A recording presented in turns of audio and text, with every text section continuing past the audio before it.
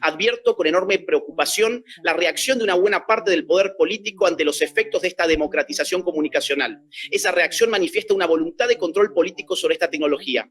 Hasta cierto punto, sus argumentos no parecen muy distintos de los que presentaban los monarcas absolutos de siglos predemocráticos cuando explicaban la necesidad de la censura y el control de las publicaciones en nombre de la verdad que ellos aseguraban custodiar. La novedad de nuestros tiempos consiste en que todo esto muchas veces procure hacerse también en nombre de la democracia. Dicho en breve, que el poder político incremente su control sobre las tecnologías de la comunicación sería esta vez una necesidad democrática. Vaya curiosidad. No deja de ser sorprendente que la política se postule como custodio y garante de la verdad.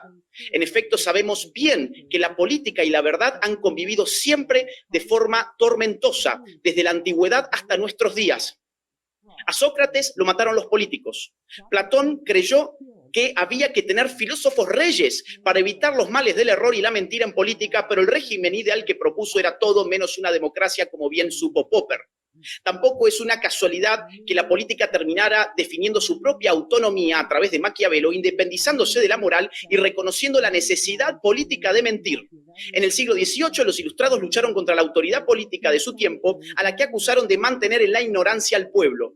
Los siglos XIX y XX no fueron mejores, fueron los siglos de las ideologías políticas, entendidas como discursos mistificadores y engañosos, y los totalitarismos se convirtieron en verdaderas máquinas de mentir, como tan bien lo viera Hannah Arendt.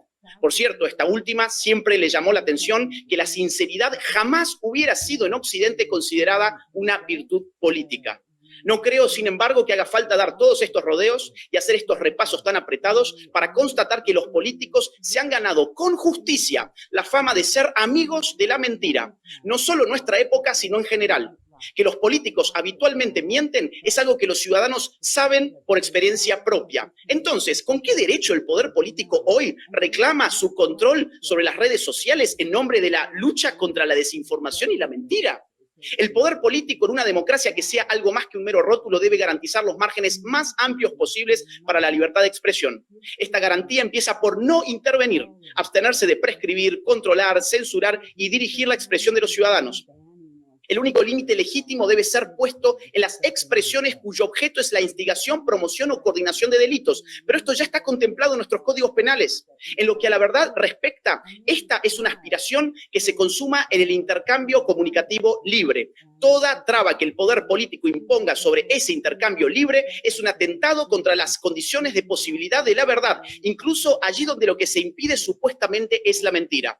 Quien vio esto de manera magistral fue John Stuart Mill, quien aseveró que toda censura implicaba robarle a la humanidad, porque si lo que se censuraba era cierto, la humanidad perdía en efecto una verdad, y si lo que se censuraba era falso, la humanidad perdía una oportunidad para reafirmar la verdad en su choque con el error. Ante esto es curioso que ciertos jueces hayan invocado recientemente al mismo Mill para justificar la censura en redes sociales, un verdadero disparate. Las noticias falsas, sin duda, son un mal, pero mucho peor es que el poder político, que tan poco compromiso ha tenido desde siempre con la verdad, intervenga en el campo de las redes sociales e Internet como juez de la verdad y la mentira. Este daño no es hipotético ni potencial, sino tremendamente actual. Acabamos de escuchar a Mark Zuckerberg decir que cierto país le obligó a censurar la libertad de expresión durante la pandemia, no para promover verdades, sino mentiras. También hemos escuchado recientemente a Elon Musk denunciar a cierto organismo internacional que le habría chantajeado para que en la red social X se censuren perfiles por motivos políticos. Ni qué decir de países de nuestra región que actualmente han dejado a sus usuarios sin acceso a redes sociales. La libertad de expresión es un derecho humano reconocido en el artículo 19 de la Declaración Universal y el 13 de la Convención Americana. Ambas redacciones son muy claras y establecen los más amplios márgenes de libertad de expresión para los seres humanos. Además de las noticias falsas, el otro argumento que suele usarse a través del poder de la política para socavar la libertad en las redes es lo que ellos llaman discurso de odio. Este término se está convirtiendo en una brillante coartada para demonizar y silenciar cualquier tipo de opinión que no agrade a quienes poseen los medios para, como diría Michel Foucault, ordenar el discurso.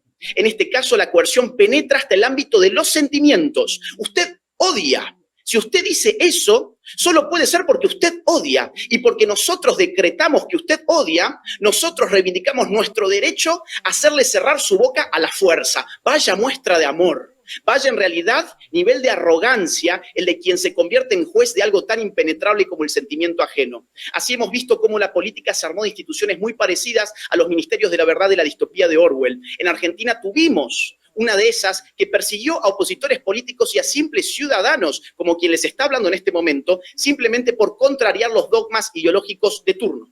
Permítanme brindarles un ejemplo. Si un ciudadano afirma que no cree que la autopercepción determine en ningún sentido la identidad sexual de una persona, ese ciudadano se convierte automáticamente en un promotor de discursos de odio y debe ser censurado y hasta reeducado por los nuevos ministros de la verdad y del amor. Este ejemplo no es hipotético, lamentablemente es real. Por decir esto, yo no solo fui perseguido años atrás por un organismo del Estado argentino, sino que también mis cuentas de redes sociales fueron bloqueadas y terminé en una lista negra promovida por Naciones Unidas.